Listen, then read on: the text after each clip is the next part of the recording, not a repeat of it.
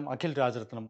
Let me start today's news analysis with a quote by Dodinsky. Uncertainty is not to be afraid of, it is to be dealt with. You are stronger than whatever is coming to away. This is something which is having a lot of relevance in your lives. Okay, you are stronger than whatever is coming your way. As we begin today's session, let's carry this truth with us. Uncertainty is not just a barrier, it's a bridge. Whether it's in the realm of global affairs, whether it's in the realm of your career, whether it's in your academic journey, every challenge you encounter is shaping you into someone more capable, more insightful, and more resilient. Whether it be in your studies, uncertainty might appear as a complex concept, maybe like a daunting exam, or maybe if you take your career, it might take the form of competition, maybe change, or maybe a self-doubt itself. But just like in today's fast-changing world, every uncertain moment holds a potential for growth and even more clarity and even many transformation in your life itself. So let's approach today's insights not merely as facts to memorize, but as stepping stones towards a very stronger, more prepared future. Stay focused, stay confident, and trust in your journey, whatever barrier is coming your way. Right. So with that note, let's move on to today's topics. So these are the four topics which I've taken for today's daily news analysis. First one is related to India's nutrition system. So we'll be discussing regarding this first from the editorial of the Hindu. So here we'll be discussing regarding the nutrition ecosystem of India. Okay. Second one is again from the editorial page only, greater regularity. So this is related to the Nipah virus. So here we'll be dealing regarding what is actually this Nipah virus and what are the agents which are causing this Nipah virus. All these things will be discussing. Okay. Again, third one is also from the Hindu editorial page only. So this is related to the heat action plan as well as a heat wave. So here we'll be discussing regarding the heat wave, the criteria for declaring a heat wave, all these things, all these prelims related facts we'll be discussing in this one. Okay. All right. So the fourth article again, this is related to a very important development in this India-Pak relation. So India has recently abstained from voting to give more funds to Pakistan. Okay, so we'll be discussing what is actually the present issue here. Okay, so these are the four topics which I have taken for today's daily news analysis. Okay, all right. So moving on to first topic. So this is related to the nutrition ecosystem in India. Again from the Hindu editorial. Okay, so the India is actually having a nutrition paradox. The surprising part is India produces a lot of food, but millions of people suffer from both hunger and poor nutrition. So how does this make sense? That is something which is very much interesting as well as very much alarming for us. Okay, all right. So it's a very important topic for both prelims as well as mains perspective. Okay, a previous year question in this regard. How far do you agree with the view that the focus on the lack of availability of food as the main cause of hunger takes attention away from ineffective human development policies in India? Okay, all right. So, a quick overview regarding the nutrition crisis, or maybe we can say that the nutrition paradox in India itself. Okay, so according to the Global Hunger Index, 2024 Global Hunger Index, India is actually ranking 105. So, we had 127 countries. So, in this 127 countries, India is actually in the rank of 105. 105 in the global hunger index. So this is something which is pretty worrying for a country, that too with the largest food production, one of the largest food production systems in the world. And it's not just about hunger, it's all about the quality of the nutrition also. Okay, so what does that mean on the ground? So here again we have to look into the statistics.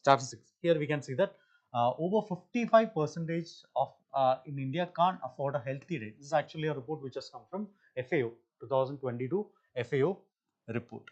Okay.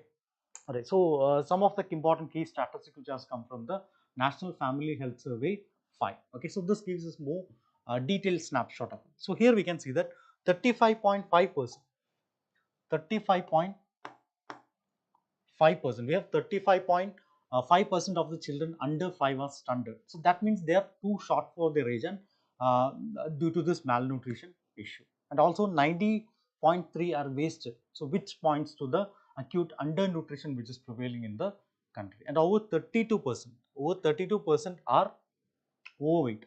32% is underweight. But at the same time, about 22% of the women and nearly 23% of the men are overweight or obese. So we have both these sides. On one side we have underweight people, and other side we have overweight people also, almost in the same range itself. Okay, so that's maybe the other side of the coin itself. So this is something which we called as a double burden.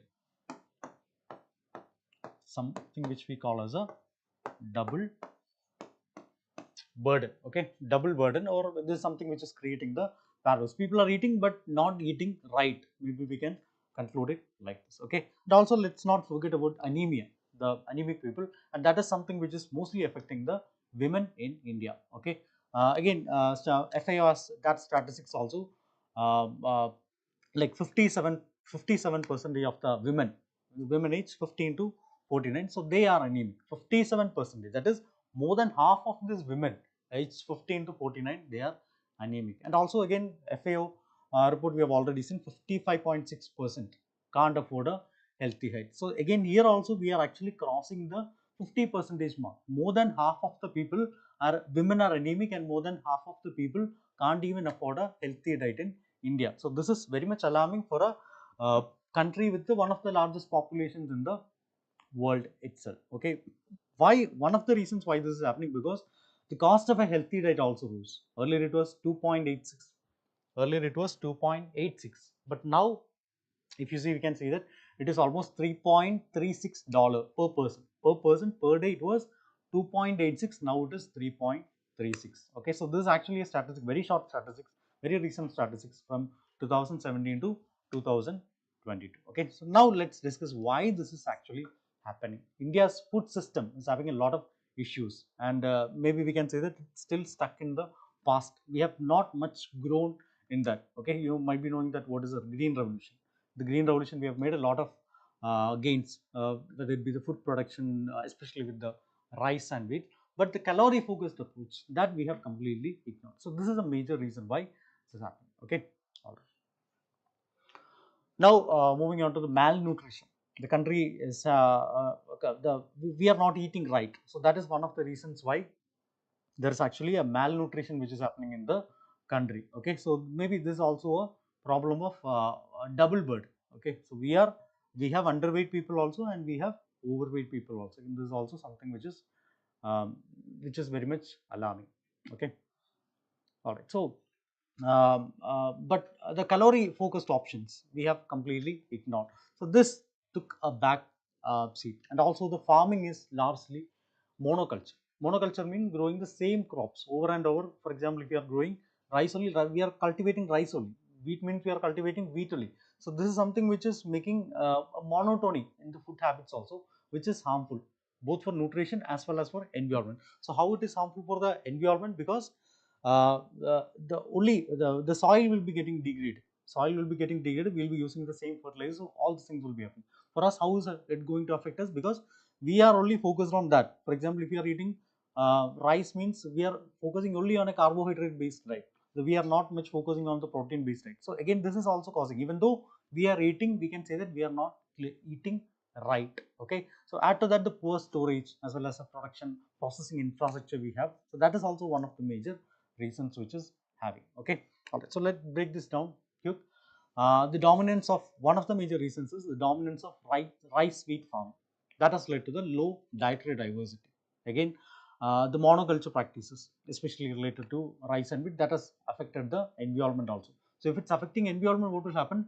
The agriculture productivity will be slowly reducing. Maybe the pest resistance will be slowly increasing, and additionally the inadequate storage and processing infrastructure. So that also contribute to the significant post harvest and nutrient losses, okay. And also obviously we supply chains, how right, how the from the production to the reaching the fair price shop, how there are issues happening in, from starting from corruption to maybe the issue with the storages. So everything is going to happen, everything is going to affect this supply chain. So that is also one of the major reasons, okay. All right, so what is the government actually doing on this? Government has come up with a lot of schemes. One is a PM Poshan scheme. So PM Poshan scheme means this is something which has been introduced to reduce stunting and anemia. It was launched in 2018 to reduce stunting and undernutrition, okay. So also we have the midday school meals. Midday school meals, I mean, means the school children, this will be giving the school children hot meals using the local ingredients. For example, in some areas, if it is rice is the staple crop means, again they'll be using rice. Porridges will be there. If it's wheat means, it will be, they'll be focusing on the wheat, okay. So this is how it has been done, okay. And also we have ICDS also. ICDS means it will be, it is for the mothers and child, integrated child development service. So this supports the child's under 6, and even the pregnant and the lactating women are also considered, and even they will be provided with health checkups will be there, and the education will also be like that. Okay, and also we have the NFSA, or the National Food Security Act. Okay, so this provides subsidized grains to 800 million people. 800 million people, this will be providing subsidized food grains. Okay, and also we have the government is coming up with the food fortification also. The staple crops here coming up with food fortification. Food fortification means what? We are actually improving the nutrient content of that particular whichever it be. For example, we have fortified rice system, and adding micronutrients, or maybe like vitamin A, or maybe iron will be added to this foods, like salt, rice, even flour also it will be added. Okay, all right. So these are some of the initiatives which has been brought by the government, but still, despite all these efforts, there are many issues are also there. One of the major issues is the implementation gaps. Implementation gaps. So gaps in the delivery, for example, like how it is reaching the fair price shops.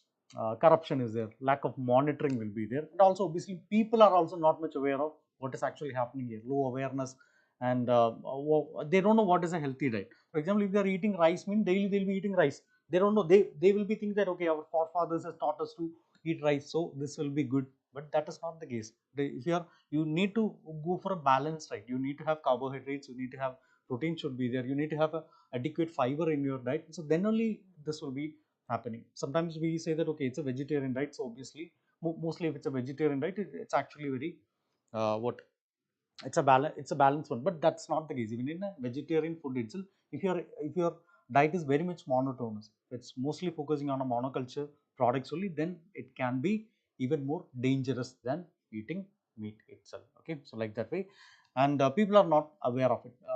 The people, they fill their plate with things which are having which is lacking this vital nutrients. And also this urban have lifestyle, that is also an issue. Like processed food will be there, the cola will be there, or maybe like the fried chickens will be there. So like that is also one of the major reasons. And obviously the environmental issues are also there, like climate change issues are there. That is also getting affecting the crop yields, when the food prices will be affected. So the situation is only getting more complex.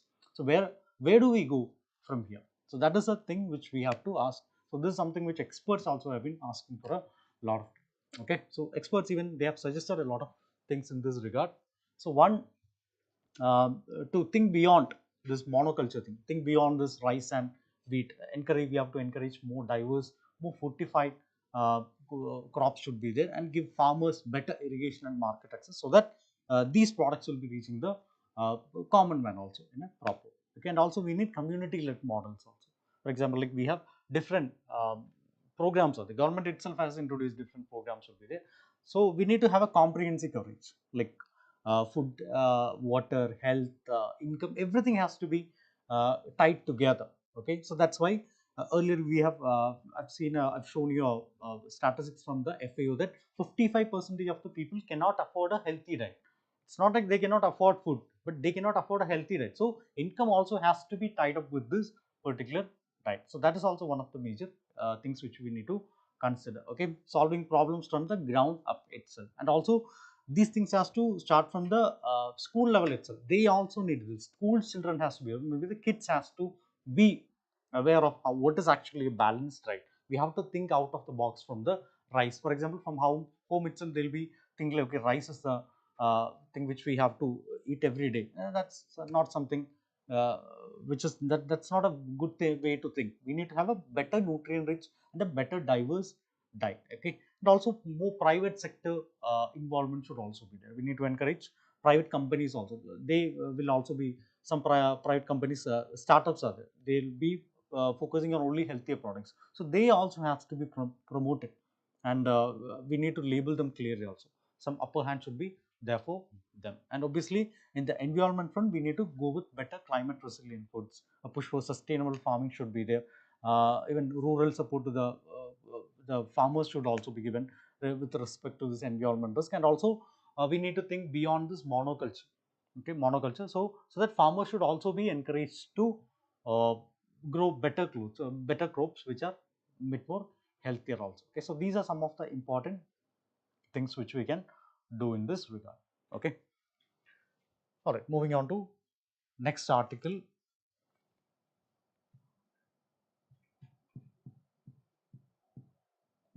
Yeah, this is related to the Nipah, which has struck recently in Kerala. Okay, so Kerala, the recent case in Kerala, especially in this Malappuram district, is third in the 2 years. Okay, so that's not some just a random occurrence. Maybe we can say that it's actually a sign that we need to pay close attention, not just Kerala, but still the entire India itself we need to have. Okay, all right, so first let's have a look at what is this Nipah. What is this Nipah? So basically, Nipah is a zoonotic virus. Zoonotic virus means it will be transferred from animals to humans.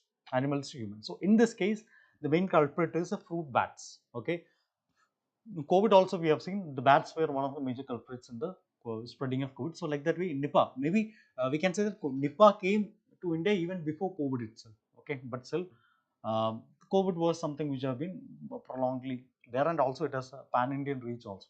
Okay, all right. So more specifically, a species of called Pretopus. Okay, so species known as Pretopus. Okay, so they are actually responsible for the spread of this Nipah. Maybe these species, it's also known as flying foxes of the bat word. And these bats, they carry the virus naturally. Some bats, how they have to, how they'll be spreading is because the bats, initially the bats have to be sick. Okay, from the sick bats it will be transferred. Here it is not like that. Bats need not be sick. The bats can naturally itself carry these viruses. Okay, so this is how it will be running. Okay, so now how do these people get affected?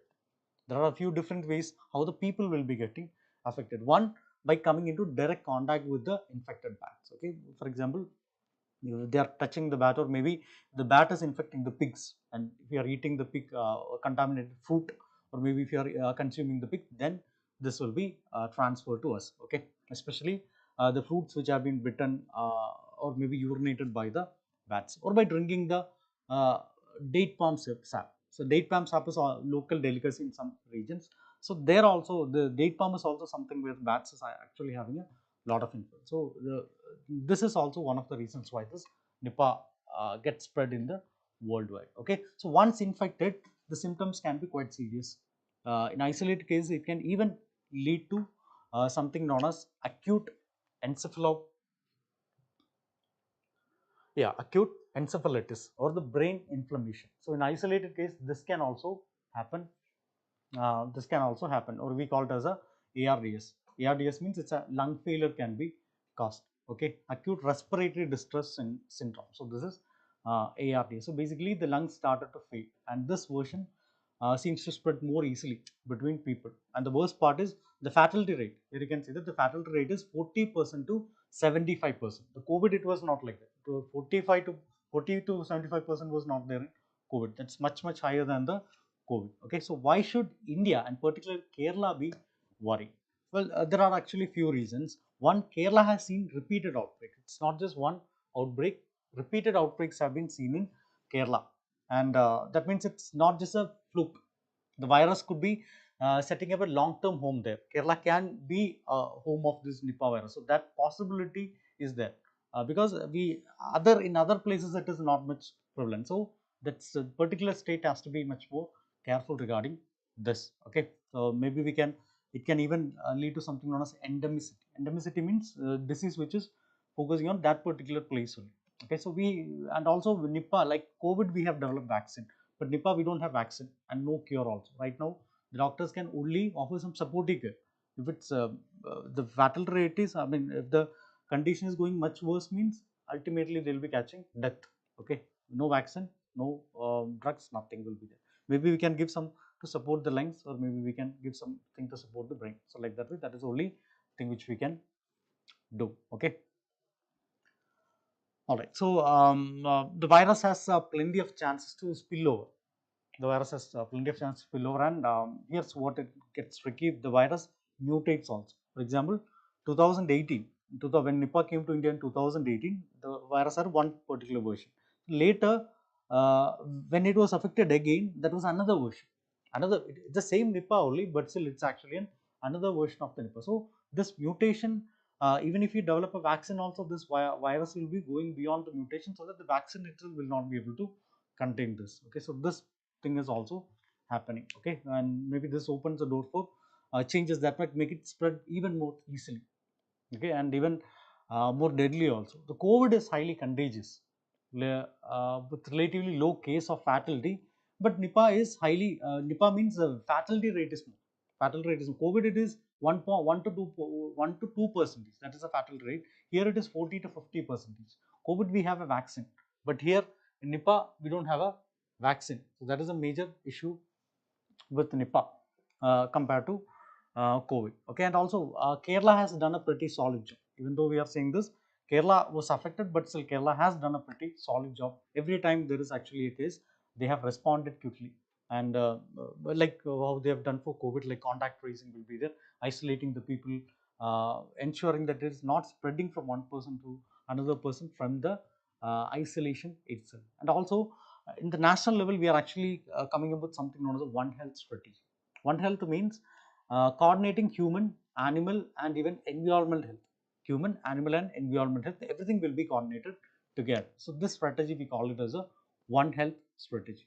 Okay, all right. So many sectors are coming in this, and uh, uh, many institutions are also coming up with the how we can actually develop a vaccine, or maybe how we can actually contain this in a much better way. Okay, one is ICMR itself, Indian Council of Medical Research, and also the National Institute of Virology. So they are also working together to develop a vaccine regarding this.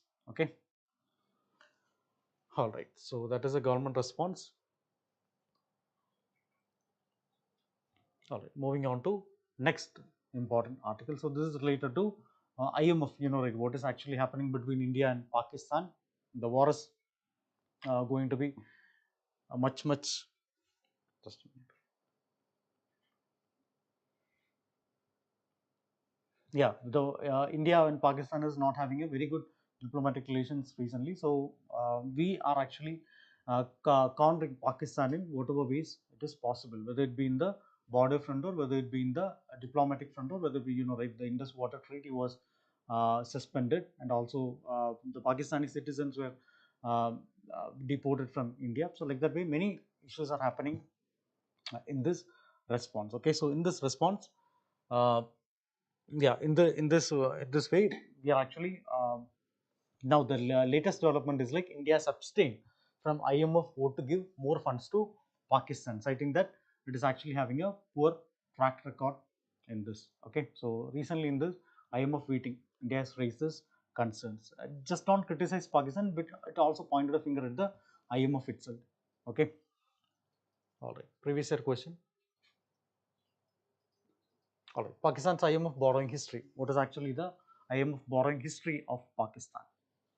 So there have been 24 IMF programs since 1950. There have been 24 IMF programs since 1954, in which Pakistan has been kept. Okay, and also 28 disbursement years were there in past 35.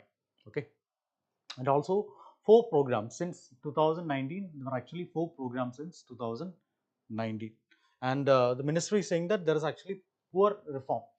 Pakistan is having a very poor reform, and it is having an unstable economy. So Pakistan has recently reached a level in which they were not even able to provide electricity, not even able to provide electricity for the common people of Pakistan. So these are some of the issues which India has raised. Okay, so instead of stabilizing the economy, they worry it could fund military activities or even support the cross-border terrorism. Okay, true, that would be a major violation of the IMF purpose. Now also you can see that Pakistan is in a very worse condition, but now also they are acquiring more military aid from even countries like Turkey and all, and they are using it against even the fighter jets which were given by US to Pakistan. So they already had the clause like it should not be used against India. It should be used against only terrorist groups. But still, they have violated the clause and they have used it against India. Okay, so that is also one of the things. And also, plus it, the donor countries and the IMF reputation. That's all. That will also be under risk if they are actually giving more money to Pakistan. Okay, think of it like a bank giving out loans without checking how the money is used. So that eventually people will be losing the faith in the system. So India also brought up the idea of this, something known as a moral hazard.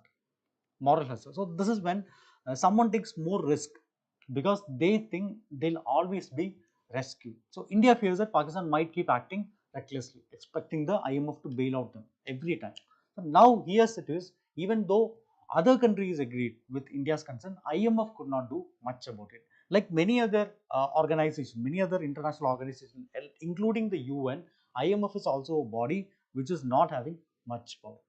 Not having much power, because how the IMF is set up, the focus is mainly on economic numbers like the debt levels, inflation levels, reserves, and not on political issues or security concerns. So here India is actually raising a security or political concern regarding the military issue. So even if there is suspicion about the misuse, the IMF hands are tied unless there is actually a hard financial evidence. So India is actually now in the burden of giving a financial evidence for that. Okay, to wrap it up, India called it a deep reforms at the IMF, and it wants more accountability. And countries that borrow should real results. Okay, better program design should be there, and also to avoid the failure after failure, and maybe even a broader mechanism or broader mandate. So that considered security risk that leads to flow. Okay, so this is something which India has raised in this IMF meeting. Okay, all right. So next one is related to the heat action plan. Yeah, again, this is something which is very much important. So this is related to the recently the government is right, what is actually happening now. The temperatures are rising in the summer. The temperature are rising, and many areas heat waves have been declined, especially in the Delhi and all. Heat waves have been has been declined. Okay, so April 2025, the Delhi's temperature has crossed 41.1 degree, and even worse, it barely cooled down in the night also. Especially what do usually what will happen, morning it will be very hot, and night it will be very cold. But this is not the case. Even in night also it is becoming very much uncomfortable, and it's so dangerous also. Okay, so let's break down why this is actually happening. We'll talk more regarding the heat waves in this session. Okay, all right. So basic level, what is actually a heat wave?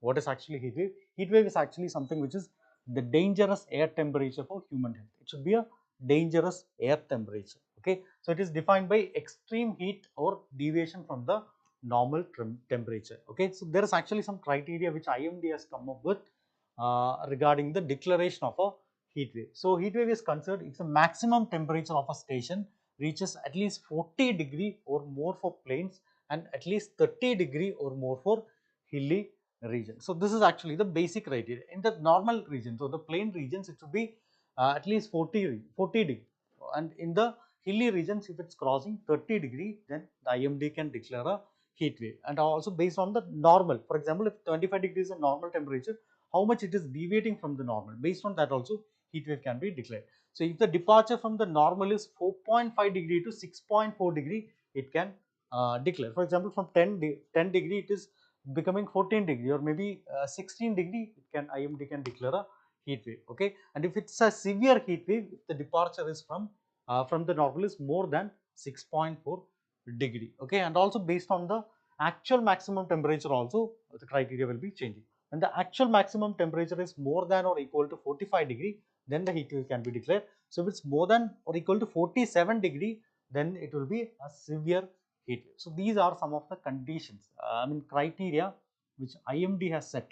IMD has set for declaring a heat wave. Okay. All right. Next, moving on to what are actually the causes of heat wave. Okay, what is actually the cause of a heat wave? Okay, one is high pressure. High pressure, there is something known as heat domes will be there. Heat domes means, imagine a giant invisible lid sitting over a city.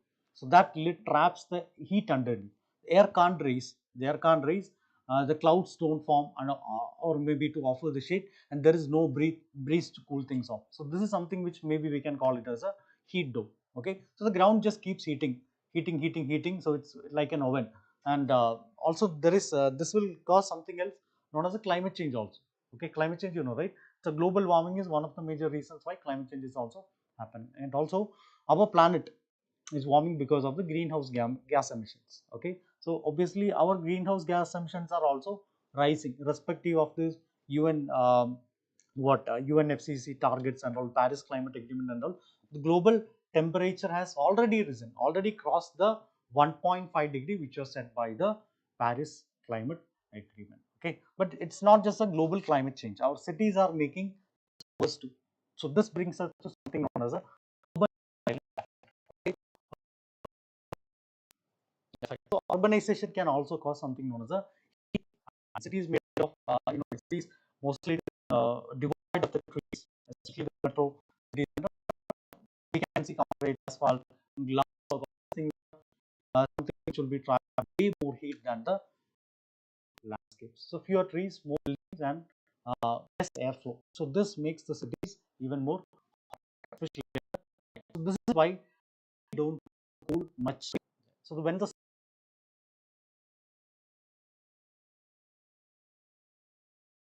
soil is dry, there is no moisture to evaporate, and also nothing is there to cool the surface also. So all the sun's energy just goes into heating of the land and aid in the many other issues, like for example El Nino will be caused. El Nino means again the lack of rain will be there, a climate pattern that even warms up the Pacific Ocean. But India is also getting affected by this, like lesser rainfall, or maybe it will be affecting the monsoons. All these things are also happening.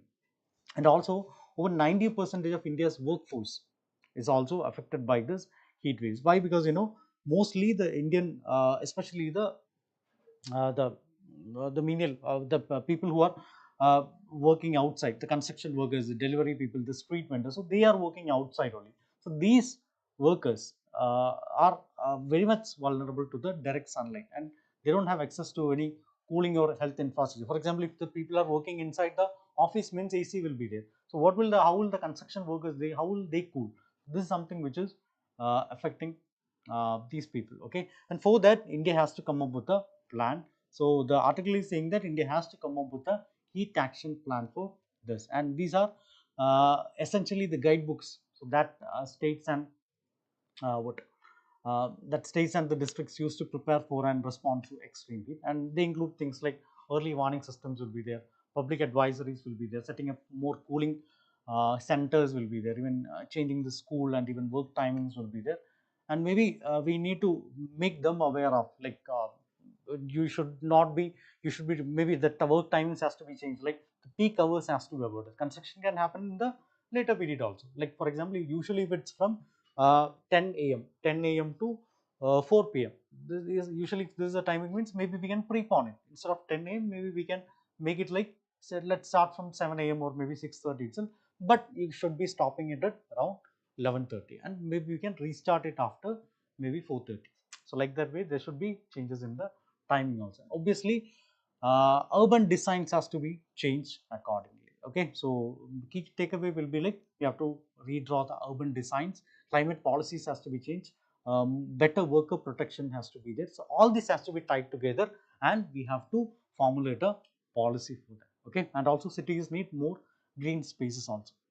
Okay, so we need better, stricter emission controls are also needed, and we absolutely must prioritize the people who can't afford this air conditions or time off to work during heat waves. Okay, all right. So this is also one of the major uh, uh, what articles which were there in the Hindu newspaper. Okay, all right. Moving on to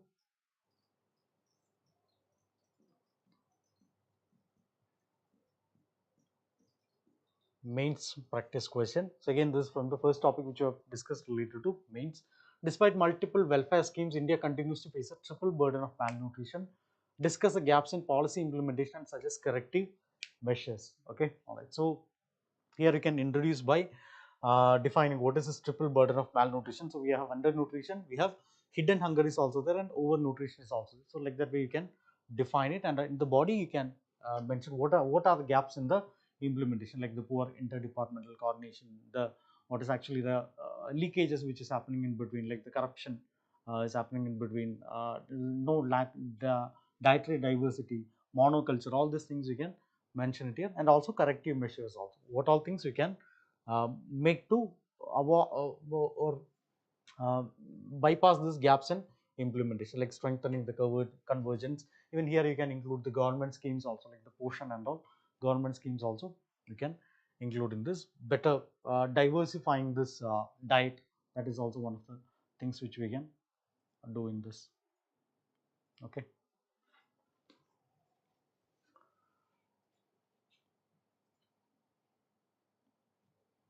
All right. And finally, we can conclude it like a holistic nutrition first approach is essential for this. All right. So moving on to the prelims practice questions. So these are the prelims practice questions of yesterday's daily news analysis. So the questions of today's daily news analysis will be discussed in tomorrow's DNA. Okay. All right. All right. So consider the following statements regarding mortality indicators in India.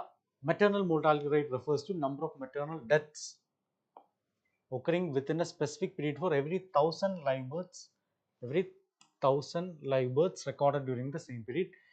Infant mortality rate refers to the number of deaths of infants under 1 year per age 1 lakh live births. Okay. Under 5 mortality rates refers to probability of a child dying before reaching the age of 5 per 1000 live births. Okay. So here the numbers have been interchanged. So statement 1 is not correct. Maternal mortality is measured per 1 lakh live births, not 1000 live births. Okay. So this is wrong.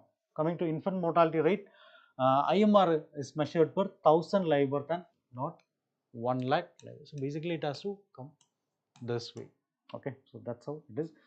Third statement is correct only. Under 5 mortality rate. Under 5 mortality rate is correctly defined as probability of a child dying before the age of 5 per 1000 live. Okay. So this is correct only. Okay. So this is wrong. This is wrong. Third is correct. So correct answer is C3 only. Alright, so what is the primary purpose of carbon border adjustment mechanism? To reduce import duties on eco-friendly product, to ensure that imports are taxed based on their carbon emissions similar to domestic good, to ban carbon intensive products from entering developed countries, to subsidize exports from developing nations. Okay, so this is a very important term, carbon border adjustment mechanism or CBM. So this is designed to have a level playing field by imposing a carbon price on the imported goods that matches domestic carbon cost. So basically the correct answer is B. B is a correct answer. Okay. All right. Moving on to third question. Consider the following statements regarding the legal status of Rohingya refugees in India. India is a signatory to both 1951 Refugee Convention and both 1951 Refugee Convention, 1967 Protocol. The Foreigners Act does not distinguish between refugees and other categories of foreigners. The principle of non-refoulement is explicitly mentioned in Indian Constitution. UNHCR identity cards issued to Rohingya refugees are legally binding on Indian authorities. Okay, so you have to, 4 statements are there, you have to identify which is correct. Okay.